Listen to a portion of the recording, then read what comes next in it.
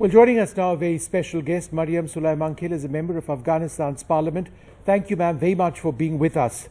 With the Americans leaving, are you worried about the future of Afghanistan? Is there a possibility of a civil war if the Taliban continues to gain ground? Thank you, Vishnu, for having me.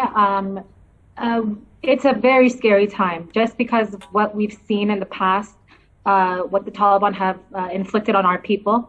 But I don't believe that there's a civil war, a chance of it happening, because what we've noticed in the past few days, more than all of these districts falling, is a propaganda war that's now joined with Pakistan's GHQ, along with the Taliban. This new war that they've waged has the media that is constantly reporting about the falling of districts, but they're not reporting on how the government is retaking those districts. We all know the aim of the Taliban is not to maintain control of those districts, but to cause chaos and destruction to the lives and infrastructure in the districts. So I have belief that the Afghan government, the Afghan ANDSF, will retake control of all the districts that have fallen, and no civil war will happen. There are 1,000+ Afghan soldiers who have actually fled to Tajikistan earlier today and yesterday. Is that an indicator that the basic defenses in many of these areas where the Taliban is resurgent may be falling? No, what has happened is that these soldiers that have left to Tajikistan, as well as soldiers who have surrendered to the Taliban, they were in areas that were very far away from air support, and bases weren't able to get to them.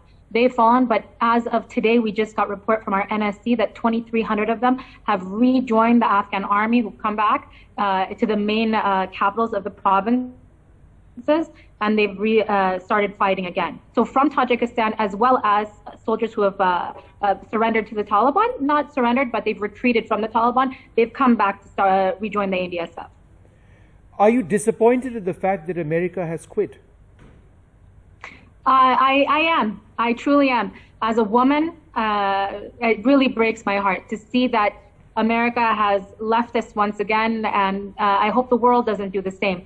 They have promised us aircrafts and to support our Air Force, and that's the most important point of it, to support the Afghan military. We have 350,000 strong soldiers, as well as more than that, who are waiting to join into the army.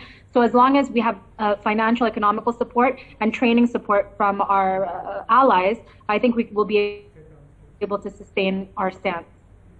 You know, you mentioned that as you use the words "as a woman," and I just wanted to ask you, 20 years back, I was on that front line to Kabul covering the war, and I saw the condition of women in Afghanistan and the gross excesses which were committed by the Taliban and the Al-Qaeda.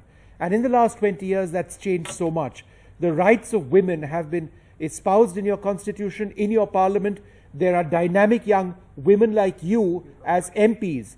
Is there a real fear that if the Taliban were to return, then the rights of women, which have been enshrined so strongly in Afghanistan, would once again be demolished? And that would be catastrophic.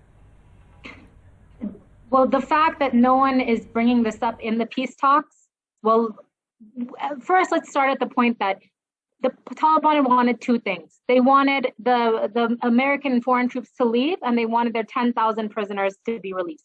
Both of those things happened, and they're still waging war against the Afghan people. Now, when it comes to the discussion of peace, nothing has been said in regards to women's rights, minority rights, human rights, disabled rights, none of that.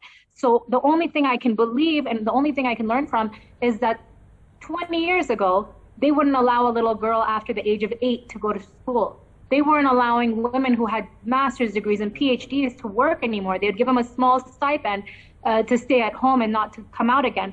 So it's terrifying because right now we have businesswomen, MPs, ambassadors, ministers, deputy ministers. We have tribal elders in the provinces that are women. So if the Taliban comes, what will happen to all of them? We already know.